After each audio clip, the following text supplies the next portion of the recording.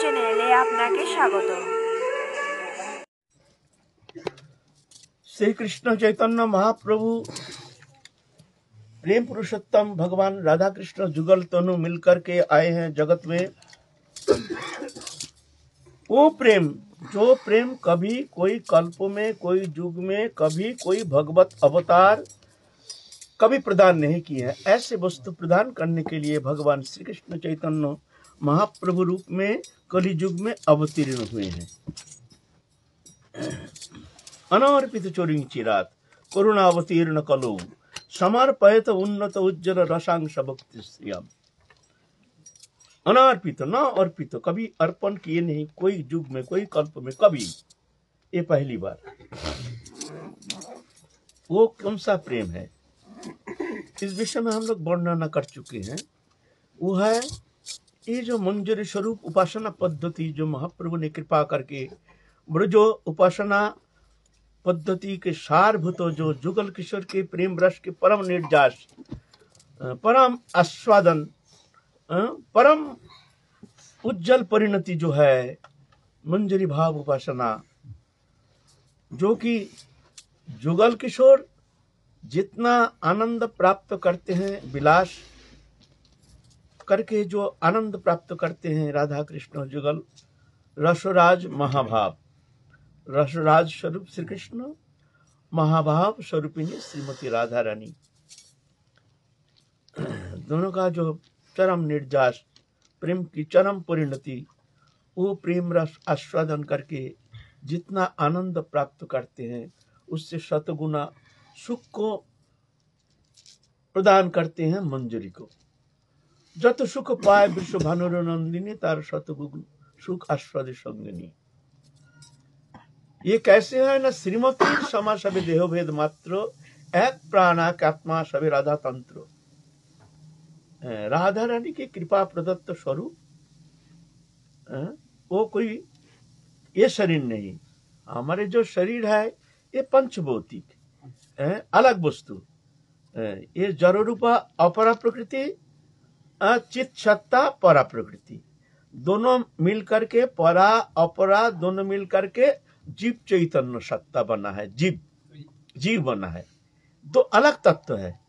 जैसे लोहा अग्नि में तापने से लाल हो जाता है ना, लाल होकर के लोहा अग्नित्व प्राप्त हो जाता है, लोहा और अग्नि तादात्म्य हो जाता है, माने लोहा ही अग्नित्व प्राप्त हो जाता है, लेकिन है दोनों अलग पदार्थ। लोहा अलग,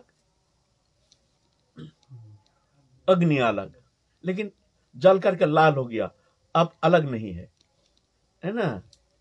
अब लोहा के द्वारा तुम जला सकते हो, उसको लाल हो जाता है तो उस समय ये चेतन सत्य का तदात्मता के कारण जगत रूपता, जगत जो चलमान संसार जो दिखने में आता है, अपरायमित स्तन्यं प्रकृति विद्धि में परम जीवभूतम महाभाहो जयदंग धार्यते जुगत। गीता में कहे ना, मेरे एक अपरा प्रकृति और एक परा प्रकृति है। अपरायमित स्तन्यं प्रकृति विद्धि, जानना ये परा रूप चेतन रूपा मेरा परा प्रकृति है। जीवभूतंग महाबाहो जयदंग धार्यते जगत। हम बहुत बार आलोचना कर चुके हैं इस संबंध में, लेकिन फिर भी बहुत जटिल विषय होने के कारण थोड़ा सा बार बार रिपीटिशन होता है। रिपीटिशन माने ये बहुत जरूरी विषय। जैसे मान लीजिए आपके पास फोन आता ही रहता है, लेकिन आप मोबाइल खोल के देखते हैं एक जगह 10 बार मिस कॉल है, तो आपको क्या होता है, भाई लगाना जरूरी है, क्या बात है, जरूरी बात है, इसलिए 10 बार मिस कॉल किया है ना है ना, है ना, ऐसा होता है ना। एक नंबर आप देखते हैं 10 बार मिस कॉल किया, तो अब सब छोड़ करके उसको लगाएंगे पहले, क्या बात है। ऐसे ही बार बार रिपीटेशन किया जाता है, क्योंकि ये है जड़, ये खेल यहाँ से हमारा फंसी हुए हैं। ये खेल हम भगवान के हैं, भगवान हमारे हैं। हम भगवत सत्ता अविनाशी अंश, ईश्वर अंश जीव अविनाशी, चेतन अमल सहज सुख राशि। हम चिन्मय है, दिव्य है, आनंदमय है। भगवान से हमारा नित्य संबंध पहले था, अभी है, पीछे रहेगा। दृश्य माने जागतिक वस्तु पदार्थ से हमारा संबंध पहले नहीं था, पीछे भी नहीं रहेगा, अभी भी नहीं है। ये एक कल्पना मात्र। तदात्मता के कारण, इसमें आत्मबुद्धि होने का कारण हमने सत्य मान लिया। आरोपित है, आरोप प्रत्यारोप है, सत्यता है नहीं, आरोप प्रत्यारोप। शरीर को अपना मानने का कारण शरीर संबंधी विषय में आसक्ति, जाने दो, ये तो बता चुके हैं। तो मूल ये जो शरीर है, ये प्रकृति अपरा प्रकृति शरीर है, नाम रूपात्मक। जिसका नाम है, रूप है, वह है अपरा प्रकृति। जिसका नाम रूप नहीं, क्रिया के द्वारा चेतन जो है वह है परा प्रकृति। क्रिया के द्वारा पहचान परा प्रकृति, रूप के द्वारा पहचान अपरा प्रकृति। शरीर अपरा प्रकृति देखने में आता है, चेतन इसके अंदर है, देखने में आता नहीं है। लेकिन ये चलमान है तो हम जान लेते हैं ये शरीर अभी जिंदा है। क्रिया के द्वारा पहचान यह है परा प्रकृति, और रूप के द्वारा पहचान यह है अपरा प्रकृति। परा अपरा दोनों मिलकर के शरीर और चेतन सत्ता, भगवत अंश जीव चैतन्य सत्ता शरीर में आकर तदात्मता के कारण शरीरधारी बनकर के शरीर को ही अपना मान लिया, मैं शरीर हूं। लेकिन वो जो स्वरूप वो ऐसा नहीं है, ये दोनों अलग है। अपरा प्रकृति माने जड़ रूपा ये अलग है, मैं अलग हूं। मैं भगवान का पहले भी था, अभी भी है, पीछे भी रहेंगे। बस हम भूल गए हैं, जिस भूल के कारण हम संसार चक्र में पुनः पुनः आवर्तन कर रहे हैं। और ये आवर्तन जो है ये कब तक चलेगा? जब तक हमारे ये स्वरूप विस्मृति, हम जो भगवान के हैं, चिन्मय हैं, दिव्य हैं, आनंदमय है, सत्य है, शुद्ध है, सनातन है, ये उस स्वरूप में जब तक नहीं पहुंचते हैं तब तक जा करके ये हमारे जो भ्रम जो है ये भ्रम नष्ट नहीं होगा। जब तक भ्रम नष्ट नहीं होगा तब तक जा करके संसार चक्र में घूमना पड़ेगा। अनादिकाल बीत गया और कितना बीतेगा ये तुम जानो, तुम्हारा मन में क्या कामना वासना है ना। तो यह है जैसे लोहा अग्नि में जल करके लाल हो जाता है, तदात्म हो जाता है, ऐसे इस चेतन शरीर में आकर के तदात्म होकर के लोहा अग्नि जैसे तदात्मता के कारण एक हो जाता है। शरीर ऐसे ही जड़ होते हुए भी जैसे लगता है शरीर ही मैं हूँ, जहां देखो उसको मेरे को लगता है, लेकिन ना ये जड़ है। मरने के बाद ये चेतन चला जाता है, जड़ पड़ा रहता है। जला दो तो इसका कोई सेंसेशन नहीं, इसका कोई अनुभव नहीं है। जब तक चेतन है तभी अनुभव करता है, चेतन नहीं है तो जड़ प्रकृति। ये 2 दिन में सड़ना शुरू हो जाएगा, इसको धारण करने का शक्ति इसका है नहीं। ये धीरे धीरे धीरे धीरे 5 तत्व में विलीन हो जाएगा। इसको धारण करके रखा है चेतन। जब तक चेतन है तब तक ये चलमान है। चेतन गया तो सड़ना शुरू हो जाएगा। एक वृक्ष, बड़ा वृक्ष काट दो, फेंक दो, 20 साल पीछे आके देखना जो कहाँ चला गया। उतना बड़ा वृक्ष है ही नहीं, कुछ अस्तित्व है नहीं, कहाँ गया? नहीं, 5 तत्व में विलीन हो गया। उसको धारण करके रखा था चेतन, चेतन गया तो वो अपना धारण करने में असमर्थ है। इसीलिए ये दोनों जड़ अपरा प्रकृति और परा प्रकृति के मिलन से सृष्टि बना है। अपरमितस्तन्यं प्रकृति विद्धि में परम जीवभूतं महाबाहो जयदं धार्यत जगत। लेकिन वो ऐसा नहीं है। वो स्वरूप राधारणी के कृपा प्रदत्त सच्चिदानंद दिव्याति दिव्य। ये शरीर है, शरीर धर्मी जीव चैतन्य सत्ता है, अशुद्ध सत्ता। क्यों ये विकारित होता है? 1 नंबर। 2 नंबर, ये कुछ उपादान से बना हुआ शरीर है, सप्त धातु से बना हुआ, रस रक्त मांस मेद अस्थि मज्जा शुक्र, सप्त धातु से बना शरीर। इसके अंदर मूत्र विष्ठा कृमि आदि सब तत्व से भरा हुआ है। सब गंदगी गंदगी गंदगी, सब गंदगी। एक वस्तु निकल जाए तो बस आपको स्नान करना पड़ेगा उसे छूने से, और उसको मैं मान करके कैसे रस आनंद ले रहे हैं। ये पंचभौतिक शरीर को कितना प्यार करते हैं, कितना आदर करते हैं, और ये शरीर ही हमको भ्रमित करके संसार चक्र में ले जा रहा है। ये भ्रमित होने का कारण है शरीर में आत्मबुद्धि, ये कारण है। ये फंसा हुआ है जीव। ये बंधन मुक्ति के लिए नाना प्रकार उपासना पद्धति, कोई ज्ञान मार्ग हो, कोई योग मार्ग हो, कोई तंत्र मार्ग हो, ये मार्ग अलग है। मूल उद्देश्य एक ही कि ये जो अपना स्वरूप उसमें स्थित होना है हमको। जब तक हम स्वरूप में नहीं पहुंच रहे हैं, चाहे कोई कैसे भी मार्ग तुम अवलंबन करो, तब तक जाकर के ये संसार चक्र से मुक्त होने का और कोई उपाय है नहीं। तो वो स्वरूप राधा रानी कृपा करके वो चिन्मय दिव्य स्वरूप देते। ये अशुद्ध सत्ता शरीर धर्मी जीवा जीव चैतन्य सत्ता अशुद्ध सत्ता, और जीव चैतन्य सत्ता शुद्ध सत्ता, शुद्ध है, हैं? और राधा रानी की कृपा प्रदत्त जो मंजरी स्वरूप वो विशुद्ध सत्ता, उसके ऊपर वो आह्लादिनी शक्ति राधा रानी कृपा करके वो स्वरूप प्रदान करते हैं। जीव चैतन्य सत्ता भी वो स्वरूप प्राप्त नहीं कर सकते हैं।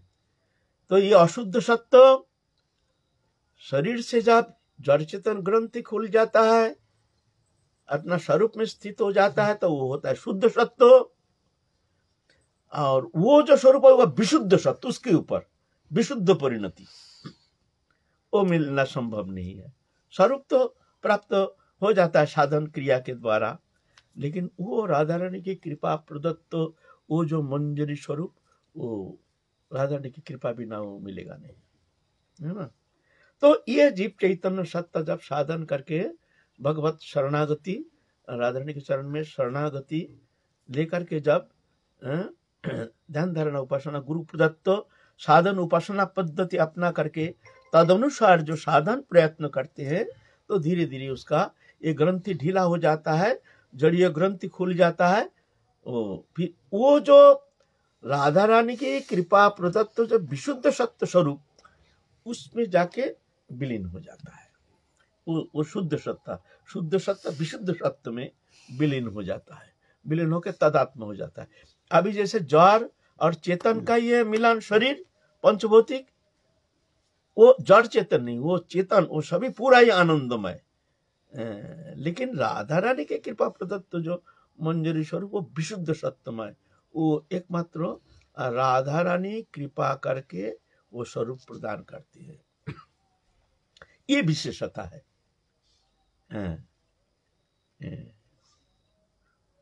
ये विशेषता है। वो ये जो उपासना पद्धति है, इसको कहते हैं मंजरी उपासना को भावोल्लासरति, राधा रानी के भाव से भाविता चित्त वृत्ति, राधा रानी की भाव से उल्लासित हो जो रति है, इसको कहते हैं भावोल्लासरति।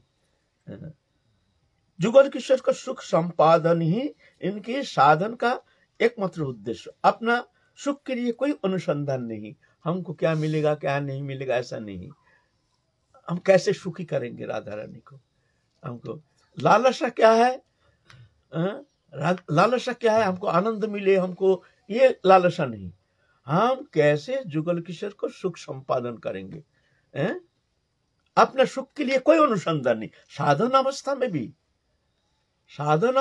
भी साधक अपने लिए कोई चेष्टा नहीं, हमारी अकेली चेष्टा जुगल किशोर को सुख संपादन करना। राधा कृष्ण सेवा पावो यही अभिलाषी। सेवा पावो माने क्या है? राधा कृष्ण सेवा पावो यही अभिलाष। सेवा पावो माने कि उनको सेवा करके उनको सुखी करेंगे, ये इसलिए हम सेवा चाहते हैं। वो तो प्रेम सेवा के लिए प्रार्थना करना भी मतलब एक शौसुक वासना हो जाता है क्या? वो शशुक वासना कैसे होगा? अच्छा, वो तो शशुक वासना नहीं है। एक तो सात्विक वासना, एक राजसिक वासना, एक तामसिक वासना, एक निर्गुण वासना, 4 प्रकार वासना। इच्छा रहती है, हमारे अंदर इच्छा है ना, इच्छा रहती है।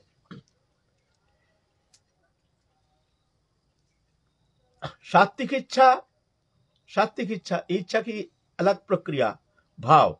जैसे इच्छा है हम दान करेंगे, पुण्य करेंगे, मंदिर निर्माण करेंगे, हम जगत कल्याण करेंगे, जगत मंगल करेंगे, सबका भला करेंगे, हैं? लोक कल्याण के लिए, जन कल्याण के लिए हम करेंगे, कर्मानुष्ठान करेंगे, सबके मंगल के लिए हम कोशिश करेंगे।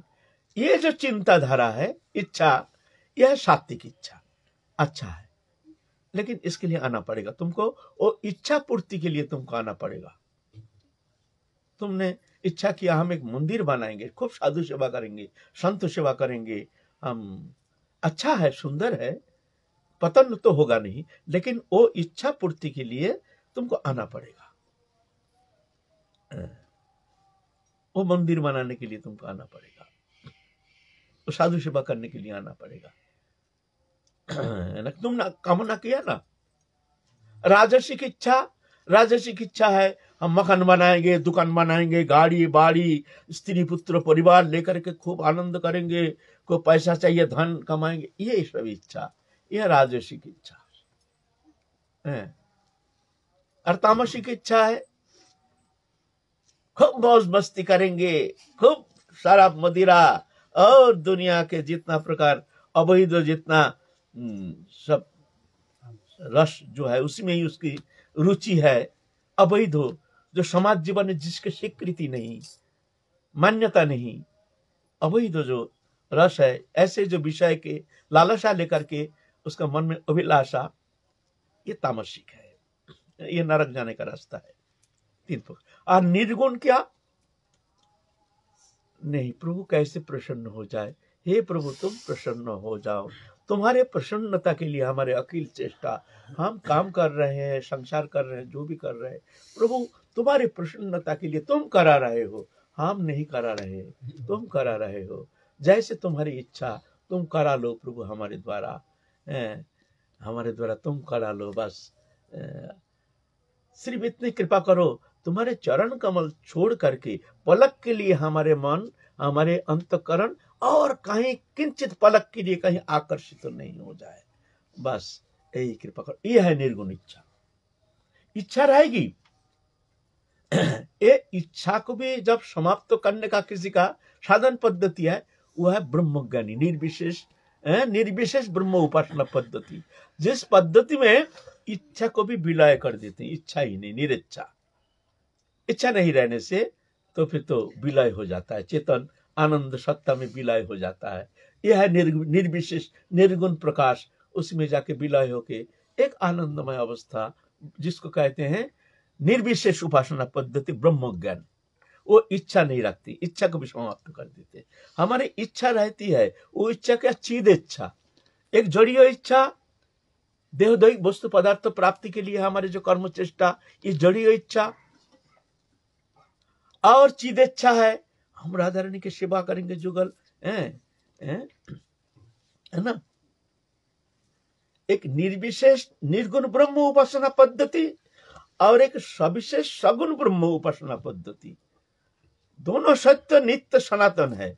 ऐसा नहीं है जो भगवान की एक कल्पित रूप है, जो ब्रह्मज्ञानी लोग कहते हैं, ऐसे नहीं।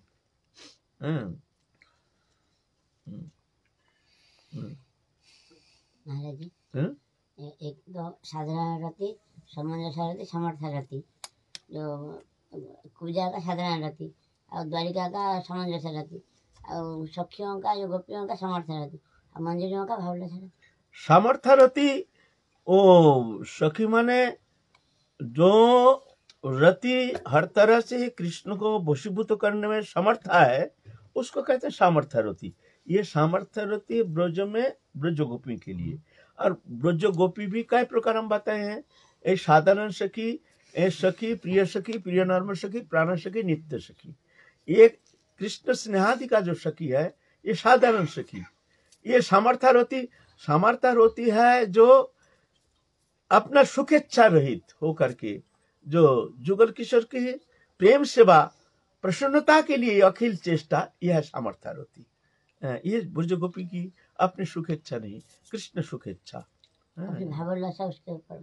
उसके ऊपर भावोल्लास रति, मंजरी उपासना। महाराज जी, किसी का गुरु जी का अगर दूसरे रस का उपासना है, सखी रस का जैसे उपासना है, या और जैसे श्यामानंद प्रभु जी का गुरु जी हृदय चैतन्य का सखी रस का उपासना था, और अगर फिर और कोई गुरु जी का अगर वहाँ तक पहुँच हो नहीं पाया अभी तक, उनसे कोई हरि नाम दिखा लिया, तो उसका क्या होगा? होगा, वो भी होगा, धीरे धीरे होगा। कोई शिष्य का है कि कोई शिष्य का है, मधुर रस का चाहता है, लेकिन उसका गुरु जी सखी रस का है, और अगर और दूसरे कोई शिष्य का है, गुरु जी का वहां तक पहुंच नहीं हो पाया, तो शिष्य का वो क्या होगा? शिष्य का वो तो प्रेम तक तो पहुंच सकता है, प्रेम तक पहुंच सकता है, लेकिन प्रेम के बाद और भी स्टेज है। हैं? हैं?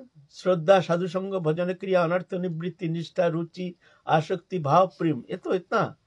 उसके ऊपर जो है स्नेह, मान, प्रणय, राग, अनुराग, भाव, महाभाव, ये जो 7 दशा, ये तो उसके बाद प्राप्ति होती है। तो ऐसा नहीं उसका मंगल होगा, लेकिन वो सेवा प्राप्ति के लिए गुरु परंपरा से ही वहां पहुंचना जरूरी है। वहां पहुंचने के लिए गुरु परंपरा से, उस प्रसंग में हम आ रहे हैं। हमारे जो प्रसंग चल रहा है मंजरी स्वरूप सेवा, श्री गुरु प्रसादे भाई ये सब भजन पाई।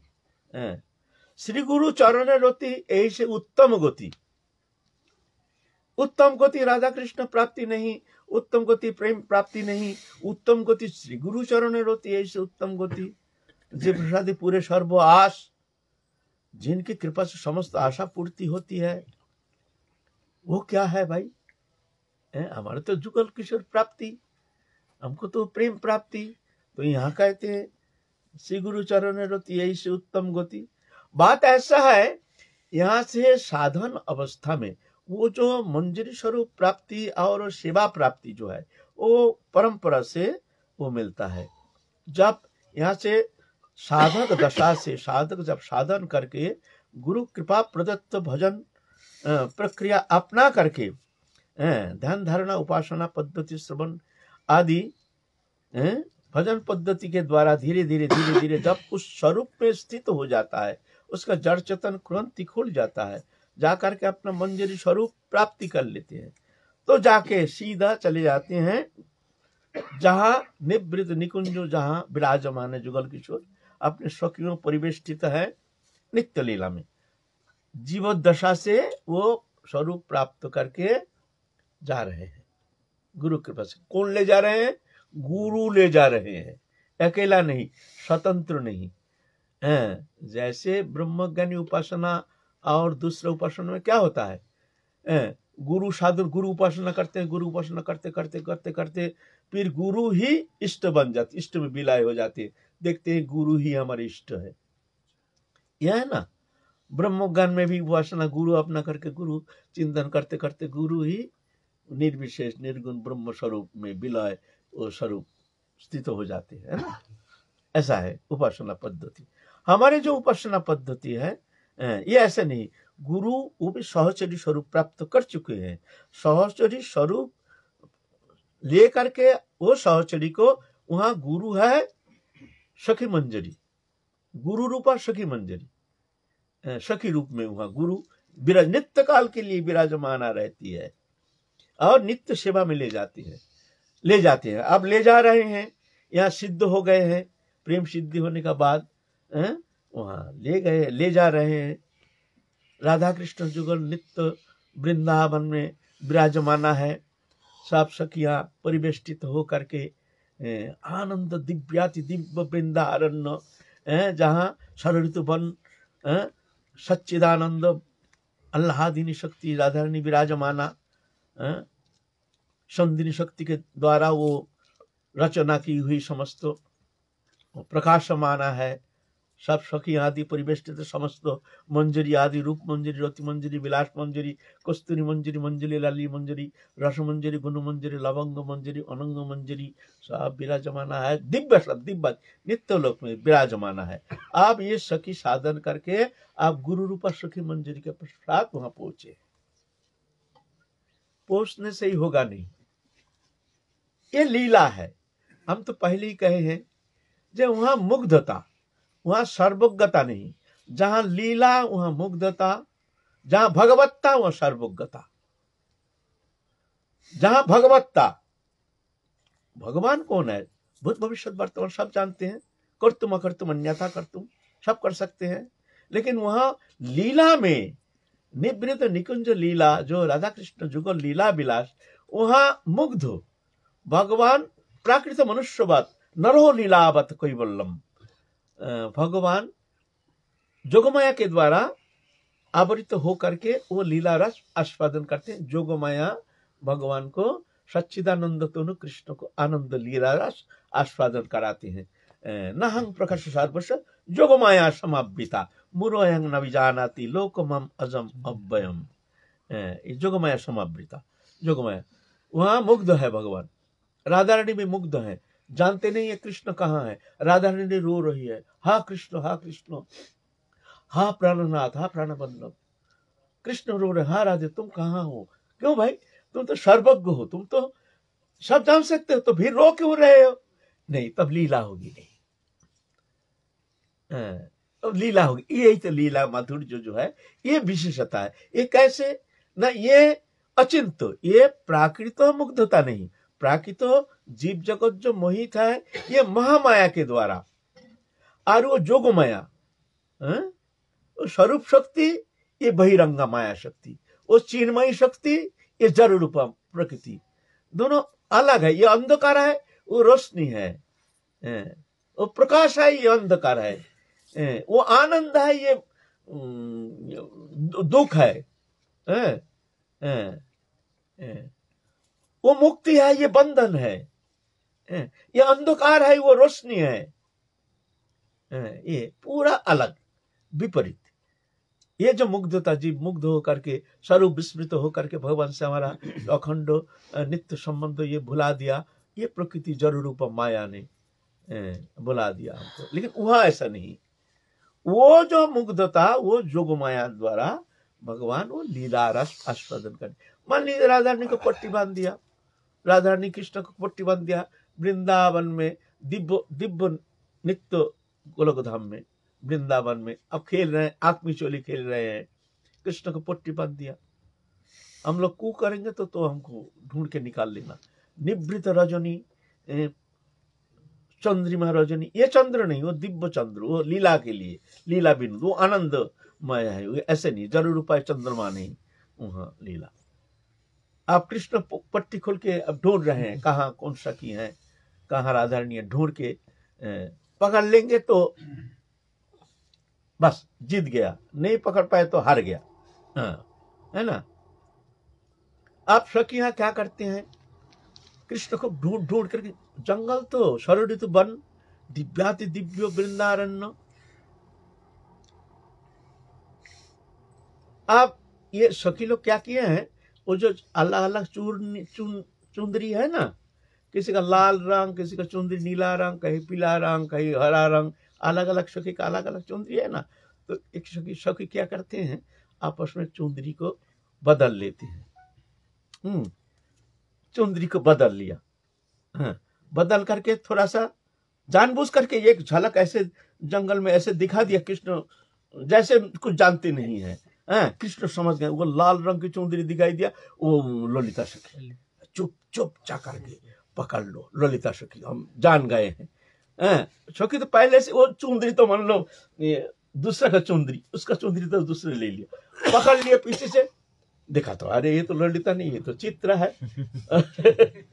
ऐसा ये लीला है। यहाँ अगर सर्वज्ञ शक्ति भगवान, ये लीला है। लीला इसको ही कहते हैं आनंद लीला। ये अगम्य, चिंता के अगम्य, मन बुद्धि के अगम्य, ये कृपा साध्य अनुभव वेद्य, ये मन बुद्धि के द्वारा वहां प्रवेश करना कदापि संभव नहीं है। ये तो एक दिग्दर्शन मात्र। ये तो इस तरह से मान लो जुगल किशोर बैठे हैं वृंदावन। यहाँ साधक दासी जो है गुरु रूपा सखी मंजरी के साथ स्वरूप प्राप्त करके वो नित्य काल के लिए मायामय संसार चक्र से मुक्त होकर आप दिव्य स्वरूप प्राप्त करके दिव्य वृंदावन में पहुंच गए हैं। अब राधा रानी देख रही है टकटकी लगा करके, एक नई सखी आई है। राधा रानी बार बार उस सखी को देख रही है, एकदम निहार रही है और आंख छलछला रही है राधा रानी की, और कुछ नहीं दिख रही। राधा रानी उस सखी की तरफ दिख रही, वो जो नई सखी भौम लोक से जो साधन करके वहां पहुंची है। और वो सखी जो है नई जो गई है, रो रही है, अश्रुधारा बह रही है। माने अनंत काल अंतहीन काल संसार मायामय चक्र में स्वरूप विस्मृत होकर के भगवत अंश जीव विनाशी, देखो किस तरह से कि दुखमय संसार स्वप्नमय, इसमें भ्रमित होकर के कितना दुख उठाए, ठिकाना नहीं, परापार नहीं, दावानल पीड़ित हो रहे हैं, फिर भी उसके पीछे भाग रहे हैं। उसमें सुख है जान करके मिलता नहीं, सुख है नहीं। अनित्यम सुखं लोकमिमं प्राप्य भजस्माम, यहाँ सुख है नहीं, सुख होता नहीं, किसी को मिला नहीं, किसी को मिल नहीं सकता है, फिर भी उसके पीछे अनादिकाल से भाग रहे हैं। मिलेगा मिलेगा, अभी नहीं मिला आगे मिलेगा, अभी नहीं मिला आगे मिलेगा। तो जब वो उस स्थिति में पहुंच जाती है, तो जब जाती है नित्य लीला में, तो वो देखती है जे वही राधारणी हमारे अनंत काल की साधना का फल स्वरूप आज हमारे सामने पूर्ण आनंदमयी अखंड आनंद सिंधु राधारानी विराजमाना है। तो अजस्त्र धारा में रोती है राधारानी में, आंख छल छला जाती है। और नई सखी आई है, ललिता को कहती है, ललिता ये नई सखी जो आई है ये कौन है? इसको देख करके हमारा मन बहुत आकर्षित हो रही है, बड़ा मन को बहुत खींच रही है। हमने तो कभी देखा नहीं ये सखी को, ये नई सखी कौन है, परिचय ऐसा नहीं। तो ललिता सखी देखती है गुरु रूप सखी मंजरी की तरफ। गुरु रूप सखी कहती है ये मेरी है, माने इशारा में कहती है मेरी है, ये मेरी है। परंपरा, गुरु परंपरा से वो साधन पद्धति मिलता है ना। तो जा करके ललिता जी कहते हैं जो ये वो सखी है उनका ही कृपा पात्र। अच्छा, तो अब परिचय हो गया जो हमारा ही गुट का। जुथेश्वरी कौन है? ललिता विशाखा चित्रा इंदुल का चंपक लता रंग देवी तुंग विद्या, ये सब जुथेश्वरी है, उनके जूथ है, गुट है। ललिता सखी के अलग जूथ, चित्रा सखी का अलग जूथ, विशाखा सखी का जूथेश्वरी है। तद अनुसार साधन करके वो जूथेश्वरी उनके माध्यम से वहां जाते हैं। फिर राधा रानी बोलते जल्दी बुलाओ, उसको बुलाओ। फिर रूप मंजरी, रति मंजरी, विलास मंजरी ये है, ले जाते हैं। गुरु रूपा सखी पकड़ा देते हैं। फिर जा करके ललिता सखी या जो ज्योतिश्वरी है उनके हाथ में दे देते हैं और ले जाते हैं राधा रानी के पास। फिर वो तो खूब रोती है, खूब रोती है, खूब रोती है, खूब रोती, आनंदोश्रु, अखंड आनंद। माने वो आनंद अनादिकाल संसार चक्र में मायामय स्वरूप विस्मृत होकर के ये दुखमय दावानल में अनंत काल पीड़ित होकर के आप वहां पहुंचे। ये तो एक अचिंत अगम्य है। तो अजस्र धारा, प्रेमानंद धारा बहती है और राधा रानी भी रोती है खूब। फिर छाती में भर लेती है राधा रानी। चिरनिवृत्ति, चिर आनंद, अखंड आनंद सिंधु में नित्य काल के लिए वहां पहुंच गए हैं। फिर राधा रानी उसको मुख में अपने मुख से तांबुल दे देती है। अब उन्होंने ऐसा देना नहीं, मुख में मुख दे करके, मुख में मुख दे करके तांबुल देते हैं, चरबित तांबुल। ये स्वीकृति है, यह है ये मंजरी। वहां ऐसे हैं, वहां स्वतंत्र रूप से साधन करके जाना। फिर जाके समस्त सखिया मंजरी को ले जाते हैं, सब आरती उतारते हैं, सब सखिया बाजा बजाते हैं, गाना गाते हैं, नृत्य करते हैं, माने जश्न मनाते हैं। जश्न, जैसे जश्न कहते हैं ना, तो जश्न मनाते हैं। वो सखी को सिंहासन में बैठा करके सब आनंद उल्लास नृत्य करते हैं। नृत्य कला आदि इत्यादि के द्वारा उनको अभ्यर्थना करते हैं, आरती उतारते हैं सब। इस तरह से ऐसे वो नित्य लीला वो परंपरा से प्राप्त साधन पद्धति के द्वारा वहां पहुंच सकता है। यह मामला है ना। इसीलिए वो अभी नहीं है तो इस जन्म में अगर वो परंपरा नहीं मिला है, ऐसा नहीं कि साधन करके वो साधन वृथा गया। बोलता ऐसा वृथा जाता नहीं है, ऐसा नहीं है, वृथा जाएगा नहीं वो साधन। अरे कभी अभी तो तुम अनर्थ का घर में पड़े हो, अभी ऊपर जाओ ना, प्रेम तक पहुंचो ना। अरे प्रेम तक पहुंचने में कितना लाखों जन्म बीत जाता है। ऐसा तुमने सोच लिया अभी मंजरी स्वरूप, आगे प्रेम तक पहुंचो ना। श्रद्धा, साधु संग, भजन, क्रिया, अनर्थ निवृत्ति, निष्ठा, रुचि, आसक्ति, ये आसक्ति दशा है साधन दशा। साधन यहाँ प्रेम नहीं, प्रेम नहीं, प्रेम तो बहुत पीछे की बात है। साधन दशा के प्रथम अवस्था, प्रथम प्रेम के प्रथम स्पर्श जो होता है साधन भक्ति दशा। इस दशा में जाने से क्या स्थिति होती है? नहीं, एक पल के लिए भगवत चरण से मन हटता नहीं है। किसी भी अवस्था में मन जागतिक कोई विषय वस्तु पदार्थ में उसका मन अच्छा लगता ही नहीं है। हर समय भगवत चिंतन में एक स्वाभाविक तल्लीनता, तन्मयता, खा रहे पी रहे नशा जैसे, जैसे बहुत मदिरा पी लिया है ऐसे नशा में रहते हैं। साधन मुक्ति दशा, उसके बाद भाव भक्ति प्रेम, वो अलग छोड़ दो वहां। अरे यहाँ तक पहुंचो पहले। हमारे तो मन ही लगते नहीं है। बैठे आसन में मन दिल्ली बंबई भाग रहा है, थोड़ा भजर भजर भजर भजर थोड़ा सा माला करके हो गया आज का भजन, चलो वीर ये करना है वो करना है वो करना है। इसीलिए ज्यादातर ये जो आनंद में किल्लोल, ये जो माधुर्य, वहाँ का जो माधुर्य और ये सब सुन करके साधक की एक रुचि उत्पन्न हो जाती है कि लीला में प्रवेश करने की। तो सबसे पहले वो गुरु के लिए खोजते हैं, गुरु कहाँ मिलेंगे, और संयुक्त गुरु तो मिल नहीं पाते हैं, भगवत बुद्धि भी नहीं हो पाती है, तो ना यथार्थ नाम हो पाता है, और उसमें फिर भगवत बुद्धि के बिना गुरु अगर भगवत बुद्धि तो वो तो वृथा थोड़ी जाती है। जहार कोमल श्रद्धा से कनिष्ठ जन क्रम क्रम से भक्त होइबे उत्तम। एक कोमल श्रद्धालु है, गुरु में उतना तीव्र निष्ठा नहीं, उतना ईश्वर बुद्धि कर नहीं पाते हैं, बस सांसारिक दृश्यमान जागतिक वस्तु पदार्थ के प्रति आसक्ति भी गई नहीं है, उसको क्या स्थिति होती है? क्या वृथा जाती है? ना, ये पहुंचेगा, पहुंचेगा, अवश्य पहुंचेगा। जहार कोमल श्रद्धा से कनिष्ठ जन कर्म कर्म से भक्त होइबे उत्तम। ऐसा नहीं, कर्म कर्म कर्म जाएगा, अवश्य जाएगा। एक बार वो पैनल में एक बार नाम आ गया तो अवश्य सीरियली वो चलता रहेगा। ऐसे नहीं, वृथा जाने वाला है नहीं, वृथा जाता नहीं है। नाम की कृपा से समझो एकलव्य थे तो वो द्रोणाचार्य से उन्होंने बिना दीक्षा लिए सारी विद्या प्राप्त कर ली, उन्होंने उनकी मूर्ति बना के। तो अगर समझो कि गुरु ने किसी शिष्य को दीक्षा नहीं दी पर शिष्य ने उसको गुरु मान लिया है और उसके उनके आज्ञाओं पे चल रहा है और सब विद्या प्राप्त कर रहा है, तो उनकी गति क्या होगी? देखो, अगर अनन्य निष्ठा है तो बहुत दूर तक जा सकता है।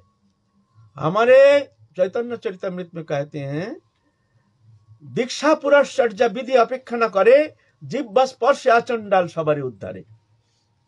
महाप्रभु ने कृपा करके जो नाम शक्ति समन्वित करके वायुमंडल में छोड़ दिया है, ये नाम जो भी ग्रहण करेगा उसका कल्याण होगा। गुरुकरण का, अगर गुरुकरण हुआ नहीं, सदगुरु का चरण सान्निध्य प्राप्त करने का उसका जीवन में मौका, ये थोड़ी है जोर करके तुम सदगुरु प्राप्त कर लोगे, ढूंढ के तुम प्राप्त कर लोगे और प्राप्त करके साधन करके तुम निकाल जाओगे, ऐसा थोड़ी होता है। ये तो भगवत कृपा सापेक्ष है। तो क्या करोगे? नहीं, नाम का आश्रय करो और भगवान को गुरु मानो, राधा रानी को गुरु मान लो। जब तक ऐसे गुरु चरण सान्निध्य प्राप्ति नहीं होती है, राधा रानी को अपना गुरु मान करके और इन नाम को तुम पकड़ लो।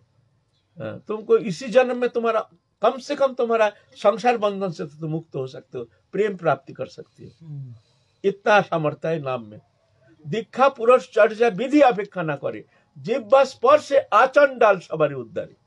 आचरण डाल मतलब चंडाल से लेकर ब्राह्मण तक जिह्वा स्पर्श मात्र सब उद्धार करने में समर्थ है। ऐसा नहीं, वृथा थोड़ी जाती है। एकलव्य गुरुकरण क्या था? ध्रुव महाराज क्या गुरु ढूंढने गए थे जंगल? ध्रुव महाराज घर छोड़ के जब चले गए भगवत प्राप्ति के लिए, जानते ही नहीं गुरु क्या है, गुरुकरण करना है। गुरु ढूंढने थोड़ी गए थे, गुरु स्वयं आ गए थे उनके पास। नारद ऋषि आ गए, भगवान जान गए इसका समय हो गया। ये आधार जो है एकदम शुद्ध आधार है। अब ये भगवत प्राप्ति इसके जीवन का एकमात्र उद्देश्य कायमन वचन से ये भगवत शरणागत हो करके अब हरिभजन के लिए यही निकल गया है। इसको कृपा जरूरी है। नारद ऋषि को भेज दिया, तुम जाके कृपा करो। तब नारद ऋषि आए हैं कृपा कर। ऐसे सदगुरु आ जाते हैं, सदगुरु तुम्हारे द्वार पर आ जाएंगे। पागलों के ढूंढो नहीं, यहाँ वहां कान फुकाव नहीं, बड़े बड़े बात सुन करके जहां तहां कान फुकाना नहीं। माइक में आजकल तो मंत्र हो रहा है, ऐसा गुरुकरण होता है क्या जाने, भगवान जाने। हमारा वेद मार्ग जो है ऐसा पद्धति कहीं हमने सुना नहीं है, माइक में दीक्षा दे देते हैं। आपने जो बताया था एक बार, ऐसा थोड़ी होता है। गुरु को विधान है, एक दीक्षा लेने में कम से कम 2-4 घंटा तो लग ही जाता है, कम से कम 5-6 घंटा तो लगता है सिर्फ सही विधि अनुसार दीक्षा मंत्र देने के लिए। एक दिन लग जाता है, उसका बहुत सारे अनुष्ठान करना पड़ता है, ऐसा थोड़ी होता है। होम यज्ञ करते हैं, फिर पूजा पाठ होम आदि करते हैं, बैठाते हैं, शुद्धिकरण आदि सब नाना प्रकार। ऐसा थोड़ी होता है। आजकल तो ऐसे ही मंत्र दे, हम जैसे गुरु बन जाते हैं, ऐसे हम जैसे गुरु बन जाते हैं। अरे ऐसा गुरु बनाने से क्या होता है, साला दोनों ऐसे लोभी गुरु लालची चेला, दोनों नरक में ठेला क्या होगा, कल्याण क्या होगा, ऐसा थोड़ी होता है। गुरु सब कोई थोड़ी हो सकता है गुरु। बोलिए महाराज जी, सिर्फ एक ही प्रश्न है, कहीं भी जाते हैं तो लोग यही बोलते हैं, अगर आप पात्र होंगे तो आपके ऊपर कृपा होगी, आप आगे बढ़ सकते हैं। हमें पात्रता समझनी भी नहीं है, हमें सिर्फ पात्र बनना है। अब वो कौन बनाता है, कैसे बनाता है, वो ये तो बता देते हैं, पात्र बनने के बाद कृपा हो जाएगी, लेकिन पात्र कैसे बने ये ना ऐसा नहीं। पात्र बनने का बाद कृपा होगी तो पात्र थोड़ी बनता है। वो तो बनने का उसका शक्ति कहाँ, अगर पात्र बनने का शक्ति उसमें रहता तो संसार चक्र में थोड़ी भ्रमित होता। ऐसे हो तो अपात्र को पात्र बराबर है ना। जब शरणागत हो जाते हैं, जब उसमें उनके अंदर, जब महत्पुरुष की कृपा से उनके अंदर ये जागृति हो गई है चेतन सत्ता की कि हमको ये संसार चक्र से मुक्त होना है, भगवान के साथ हमारा नित्य संबंध है, ये उनके बोध हो जाता है, तो जाके कम से कम इतना करना चाहिए कलियुग में, हरि नाम का आश्रय ले लो। आप इधर उधर भटको मत। आप नाम आश्रय करके, नाम में कोई दोष नहीं है, इसमें कोई गुरु करण का भी कोई आवश्यकता है नहीं। जो नाम आपको अच्छा लगे वो नाम का आप रटते रहो, और जिसको जो भगवान के जो स्वरूप को तुमको अच्छा लगे उस स्वरूप को तुम गुरु मान करके चलो। मान लो राधारणी का अच्छा लगे, राधारणी के गुरु मान लो, तो चित्त शुद्धि भी हो जाएगा। फिर समय पर गुरु तुम्हारे पास आ जाएंगे, वो भगवत स्वरूप है, वो जानते हैं इसका समय हो गया, गुरु आ जाएंगे तुम्हारे द्वार पर, ये सत्य है। वो तो भगवान है ना, वो ऐसा दूसरा कोई पदार्थ तो थोड़ी है।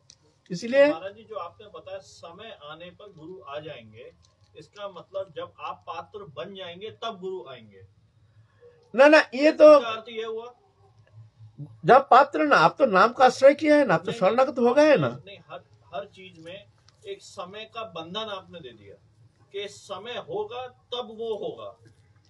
तो अभी आप चाहते हैं, अभी एक पौधा लगाए हैं, अब तो फल अभी क्यों नहीं होगा? अरे भाई, पौधा लगाए उसके लिए आपको इंतजार करना पड़ेगा, पानी देना पड़ेगा, उसको खाद देना पड़ेगा, उस समय आएगा तब। हाँ, पेड़ वृक्ष अच्छा ठीक हो रहा, देखना जो वृक्ष ठीक हो रहा है कि नहीं है। महाराज जी, पौधा, खाद, वृक्ष ये माया का हुआ, लेकिन अगर उसकी कृपा हो जाए तो अभी सब हो जाएगा। तो वो कृपा तो यार आपको जोर करके तो होता नहीं है। नहीं, तो वही मैं पूछ रहा हूँ, वो तो भगवत इच्छा का आपको समर्पित होना ही पड़ेगा। महाराज जी, वही मैं पूछ रहा हूँ, इस चीज के लिए जब कृपा की बात आती है वो यही बोलते हैं आपको पात्र होना पड़ेगा तब कृपा आपको पात्र नहीं, आप शरणागत हो जाएंगे। आप उनके ऊपर छोड़ दीजिए, आप अपना विचार मत करिए, आप अपना विचार ही छोड़ दीजिए। आप अपना ऊपर विचार ले लेंगे तो फंस जाएंगे। मत चित्त सर्वदुर्गानी मत प्रसाद तरिष्यसि अथ चित्तम अहंकार नश्यसि विनश्यसि। गीता में भगवान जब बहुत सारे उपदेश किए हैं अर्जुन को, ये काम करो, ये करो, ज्ञान योग, कर्म योग, हर योग, नाना प्रकार योग संबंध में बोले हैं। 18 अध्याय में क्या कहते हैं? ये नहीं कहते हैं, उल्टा कह रहे हैं। मत चित्त सर्वदुर्गानी मत प्रसाद तरिष्यसि अथ चित्तम अहंकार ना सृष्टि विनश्यसि। अर्जुन, तुम हृदय में हमको धारण करके चुपचाप पड़े रहो, और कुछ इधर उधर चिंतन नहीं करना। मत सर्व दुर्गानी मत प्रसादात तरिष्यसि। समस्त दुर्गति से मेरी कृपा से तुम पार लगा दोगे, मेरी कृपा से, तुम्हारी चेष्टा से नहीं। अथचित अहंकारात, अगर तुम अहंकार के कारण न शशि, मेरी बात नहीं सुनते हो, विनंग शशि, तुम नष्ट हो जाओगे। अपने चेष्टा के द्वारा तुम वहां पहुंच नहीं पाओगे। ये अचिंत्य अगम्य है। यह शरणागत समर्पित तो होना ही पड़ेगा। यह अगर बोले हम पत्र बनेंगे, हम कुपत्र है, झंझट में पढ़ने का क्या है? हम कुपात्र है, अच्छे पात्र है, जो भी है, हम तुम्हारे हैं। हे राधा रानी, हम तुम्हारे हैं। अब तुम जानो, आप तुम जानो, हम तुम्हारे शरण में हैं। बस आप राखो मारो, तुम जानो हम तुम्हारे शरणागत है। तुम शरणागत पालक, हम तुम्हारे शरणागत है। बस अब तुम जानो। बस जीव के हाथ में कुछ है नहीं। तमेव शरणं गच्छ सर्वभावेन भारत, तत्प्रसादात् परं शांति स्थानं प्राप्स्ये शाश्वतम्। अर्जुन, सर्वत भाव तुम उनके शरणागत हो जाओ। तत्प्रसादात, उनकी कृपा से तुम उस परम शांति पद को प्राप्त करोगे। तुम्हारे चेष्टा के द्वारा होना संभव नहीं है। समर्पित हो जाओ, है ना? ये बात है। पात्रता आपने उतना झंझट में क्यों पड़ रहे हैं? हम कब पात्र बनेंगे? समर्पित, अभी समर्पित हो जाओ, अभी। बस हम समर्पित है। अब तुम जानो, हम बहुत पाप किया है, अच्छा किया है, और भी करेंगे। हम तुम्हारे शरणागत हैं, तुम हमको बचा लेना। हम ये गारंटी नहीं दे रहे हैं और पाप नहीं करेंगे। तुमको हम गारंटी नहीं दे पाएंगे। अब तुम जानो, हम तुम्हारे शरणागत हैं। तुम अगर हमको, तुम शरणागत पालक हो, तो हमारे हृदय से तुम्हारे हमारी जो अज्ञान ग्रंथि खोल दो, हमारी प्रवृत्ति को नष्ट कर दो। हम तुम्हारे शरणागत हैं। झमेला में क्यों पढ़ना चाहते हैं? कब हम पात्र बनेंगे? पात्र बनने के लिए हमको क्या क्या करना चाहिए? झंझट में पढ़ने का क्या जरूरत है? अब पढ़ के भी कोई काम नहीं होगा। शरणागत हो जाइए। तमेव शरणं गच्छ सर्वभावेन भारत। अर्जुन, सर्वत भाव से उनके शरणागत हो जाओ। तत्प्रसादात्, उनके कृपा से, तुम्हारी चेष्टा से नहीं। परम शांति स्थानं प्राप्स्ये शाश्वतम्, परम शांति को तुम प्राप्त करोगे। जय जय श्री राधे। कोई नया साधु घर छोड़ के आया है, भगवान का कोई अनुभव भी उसको अभी हुआ नहीं, लेकिन वो घर छोड़ के सबको छोड़ के आ गया, तो उनको मन में बड़ा निराशा होता है। देखो इतना हुआ, कुछ अनुभव नहीं हुआ। राधा रानी के लिए तो घर छोड़ के आया, लेकिन राधा रानी का कोई अनुभव नहीं हुआ, कुछ नहीं हुआ, बड़ा निराशा कभी कभी आ जाता है। कल कल कल हाँ।